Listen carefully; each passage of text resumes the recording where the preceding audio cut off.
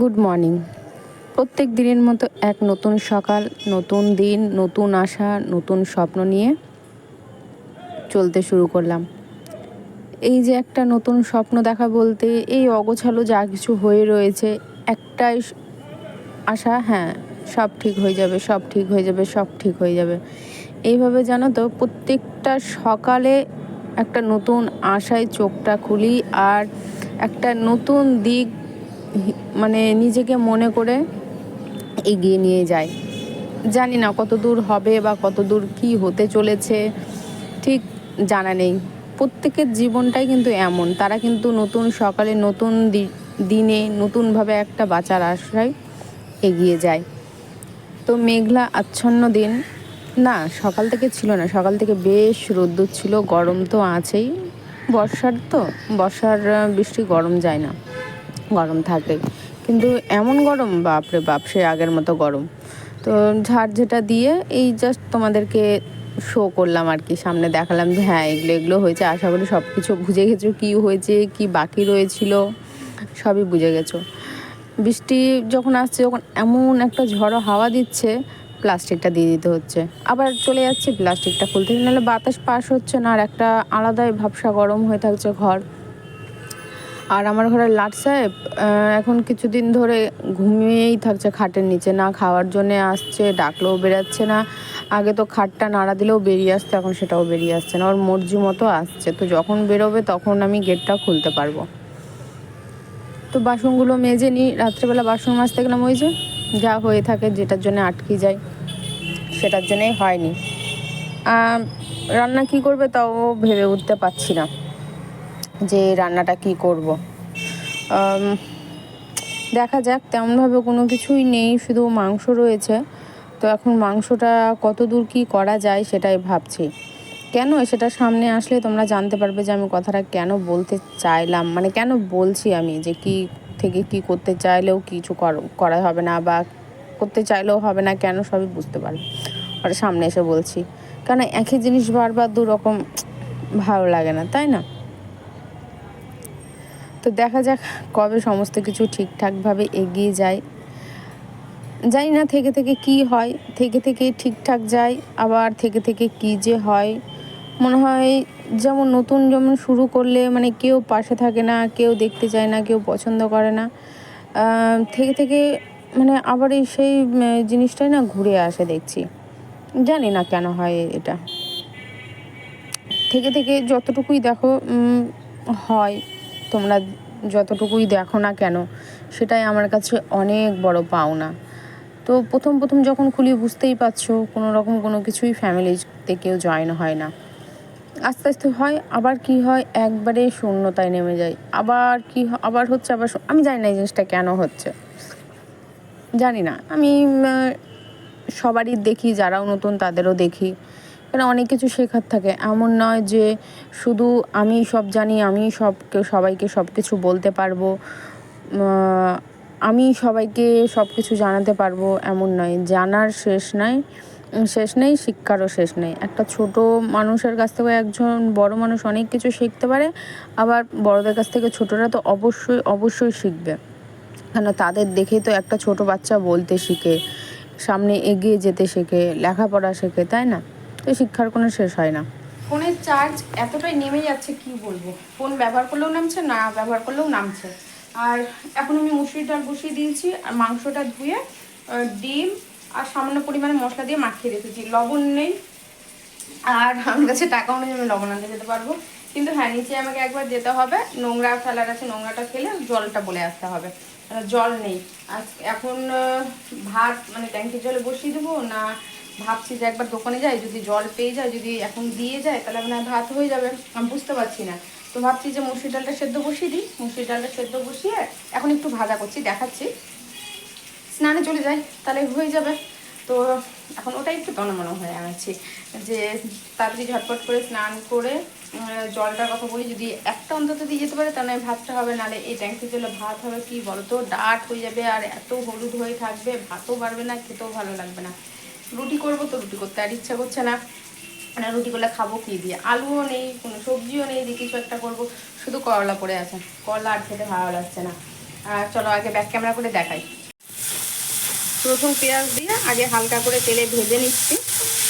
কালকে রাত্রে পোস্ট করা হয়েছিল, তেলটা থেকে গেছে, তো তো সেই তেলে ভাবলাম একটু ভাজা ভাজা করে ডালটা বসাই, খেতেও ভালো লাগবে, টেস্ট লাগবে খেতে। আর জোরোকে আশা করি এই মাংস দিয়ে যদি ভাত দেওয়া যায় তাহলে মনে হয় খেয়ে নেবে, বুঝতে পারছো, খুবই ভালো হবে। না হলে এখান থেকে আমাকে রসুন পেঁয়াজটা সাইড করে নিয়ে তারপরে তো ভাত মাখিয়ে খাওয়াতে হবে। নিচে গেছিলাম, নোংরা ফেলে আসলাম, আর জল বলতে গেলাম তো দেখছি যে জল নেই, বলাটা ভুল, দোকানই বন্ধ, আর আমার কাছে ফোন নাম্বার নেই। কী করে বুঝতে পারছি না এখন, মানে সব দিকেই সমস্যা জানো না। এদিকে বাবু এখন বেরোলো, ট্রেনে এসেছি, এখন বার করে বসে করলাম, এখন একটু গেটটা খুলবো। কটা বাজে বলতো? 1:30 বাজে, কোনো কিছু চলো না। ডালটা চলো দেখিয়ে দিই। স্নান করেছে দেখছি ডাল, মুসির ডাল তো বেশি সময় লাগে না, আর একটু চাপা চাপাই করেছি, পাতলা করিনি, পাতলা করলে না ভালো লাগবে না। ওই জলের আশায় থাকার থেকে ট্যাঙ্কির জলে ভাত বসিয়ে দিই। কী করবো, কিছু করে না কেন, জোরে করতে খাওয়াতে হবে, অনেক দেরি হয়েছে।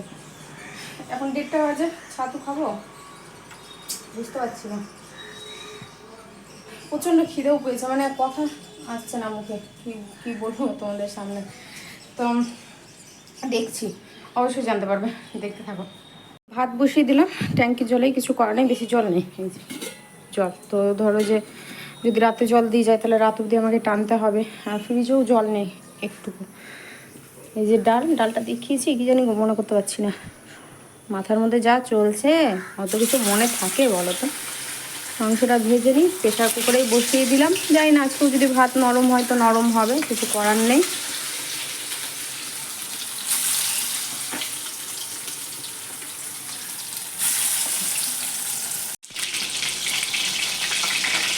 ভেতরে সেদ্ধ হয়েছে কিনা একটু কেমন যেন মনে হচ্ছে, এটা কেমন মাঝখানে একটু কেটেই নিতে হতো।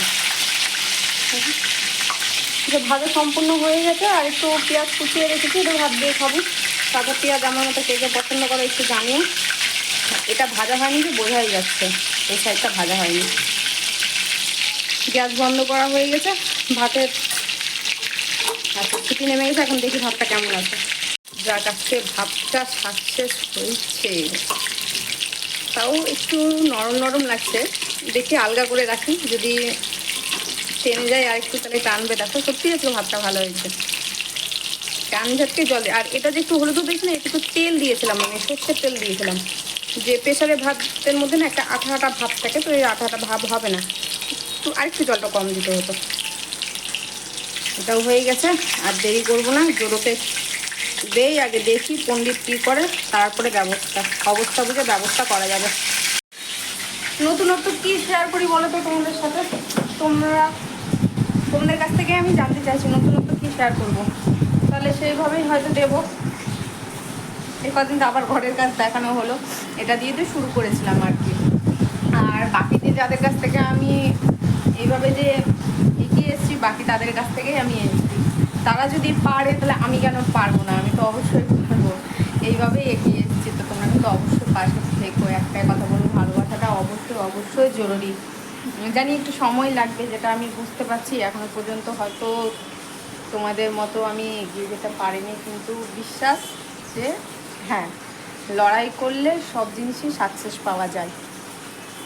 জানলার কাছে থাকলে বাতাসটা একটু গায়ে লাগছে, তাহলে বাতাসটা গায়ে লাগছে না, একটা সুন্দর মিষ্টি হাওয়া দিচ্ছে, আমাকে ভালো লাগছে হাওয়াটা, খুব সুন্দর একটা হাওয়া দিলাম। ভাতটা দেখে বুঝতে পারছো একটু কালো হলুদ হলুদ ভাব হয়ে রয়েছে, হলুদটা বোঝা যাচ্ছে না ফোনে, আমি যেটা বুঝতে পারছি, কিন্তু কালো একটা দেখো ভাব রয়েছে এই ট্যাঙ্কির জলের জন্যে। আর ভাজা আমার কমপ্লিট, তরকারি হবে না, আদা নেই রসুন নেই, তরকারি কীভাবে হবে না। সব থেকে মেন কথা হলো আদা রসুনের জন্য নয়, লবণ নেই, তার জন্যে আজকে রান্নাটা এভাবেই করতে হলো, যতটুকু ছিল এতে দিয়ে দিয়েছি। আর ভাতে আমি খাবো তোমার বিট লবণ আছে, বিট লবণ একটু ছিটিয়ে নেবো, ব্যাস, তাহলেই হয়ে যাবে। হাঁপিয়ে গেছ হুসুপাটি করে? হাঁপিয়ে গেছে, এখন ফ্যান চালাতে হবে। দৌড়িয়ে এসে দেখো চাদরের অবস্থা দেখো, বালিশ দেখো, একটা বালিশ এখানে, একটা বালিশ ওখানে, দেখো ওর কীর্তি দেখো, চাদরের অবস্থা কি করলো, হাই রে গড়াগড়ি আর লাফালাফি চাদরটার মধ্যে। কালকে চাদরটা উঠিয়ে নিতে হবে, আগের চাদরটাও ঠিকঠাকভাবে কাজ হয়নি। নাও ফ্যান দিয়ে দিলাম। মুছে নাও চাদরে, হ্যাঁ চাদরে মুছে নাও। ছি, সবাই দেখেছে, ছি গন্ধ, নোংরা ছেলে। সেই যে দুপুরে ছিলাম, তারপরে আর আসিনি। কি তোমাদের সাথে গল্প করব, কী বা করবো আমি জানি না, তার জন্য আসিনি। আর রাতের এখন খাবারে যে ভাত যা ছিল, ভাজাটা জোরকে খাইয়ে দিলাম।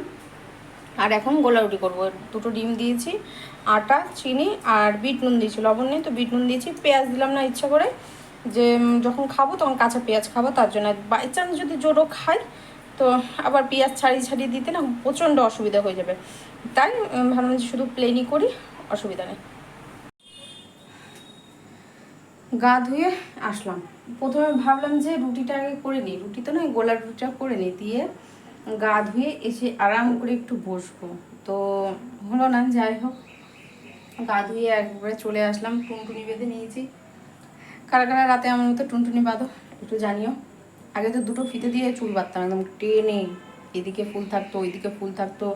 স্কুল যাওয়ার সময় 2 দিকে বেনুনি করে সাদা ফিতে যে থাকতো, ফিতেটা খুলে দিতাম, বেনুনি ওইভাবেই থেকে যেত, পরের দিন গিয়ে খুলতাম। স্কুল থেকে এসে তো টাইমও পেতাম না, সাথে সাথে থাকতো টিউশন, যেমন তেমন করে খেয়ে হাঁটা দিতাম টিউশনে। তো আর কি, খাবারটা করি, খাবারটা খাই। বোরিং দিন যাচ্ছে একটা, তোমাদের সাথে সব কিছু বোরিং বোরিং শেয়ার করছি, কিছু করার নেই, যা আছে তাই তোমাদের সাথে ছোট্ট ছোট্ট করে তুলে ধরার চেষ্টা করছি। হাসি মুখে থাকছি, নিজেকে ঠিকঠাক থাকতে হবে। সবাই তো সব সমান, মানে সবসময় সবার তো সব কিছু সমান থাকে না, আমি সেটাই বলতে চাইছি। আর অন্যদিকে চলো, আমি কথার লাইন জানি না, আমি গুছিয়ে কথা বলতে যাই না, একটা বলতে গিয়ে আর দিকে চলে যাবো। চলো, তাও গরম হয়ে গেছে, আমি ফটাফটাকে রুটিটা করে নিই। আর একবারে লাস্টে আসছি, করে নেওয়ার পর হ্যাঁ বলো তো, গরমে দাঁড়িয়ে থাকা যাবে না, করবো আবার সরে যাবো। আর গোলা রুটি হতে একটু সময় লাগে। গোলা রুটি খেতে তো দারুণ লাগে, করতে কতটা কষ্ট, করতেও কষ্ট লাগে না, গ্যাসের পারে যে দাঁড়িয়ে থাকতে হয়, একটা হালকা আঁচ দিয়ে গোলা রুটি বানাতে হয়, সেটা কষ্ট। এই গরমের মধ্যে, গরম তো একটুকু কম নেই, গরম তো সেইভাবেই রয়েছে, ও ওর জায়গায় স্থায়ী রয়েছে, ও একটুকুও কমেনি। এদিকে জোরে দিয়ে দিলে কী হয় বলো তো, উপরটা হয়ে যায়, ভেতরটা হয় না। আর কমিয়ে করলে কি হয়, এপিট ওপিট 2 পিটি মানে খুব সুন্দরভাবে গোলা রুটিটা তৈরি হয়। তার মধ্যে ডিম দেওয়া রয়েছে, একটু ভালো মতো না হলে না দেখবে একটা গন্ধ গন্ধ, মানে কাঁচা কাঁচা থেকে গেলে একটা অন্যরকম গন্ধ গন্ধ লাগবে। তো পেঁয়াজ হয়ে গেলে আমার কোনো কিছুই লাগে না, তার জন্য পেঁয়াজ, কাসুন্দি আর লবণ তেল নিয়ে আজকের খাওয়াটা কমপ্লিট করছি। তাহলে আজকের ব্লগটা এখানে শেষ করছি। কেমন লাগলো অবশ্যই জানিও, আর তোমরা কিন্তু অবশ্যই আমার পাশে থাকো।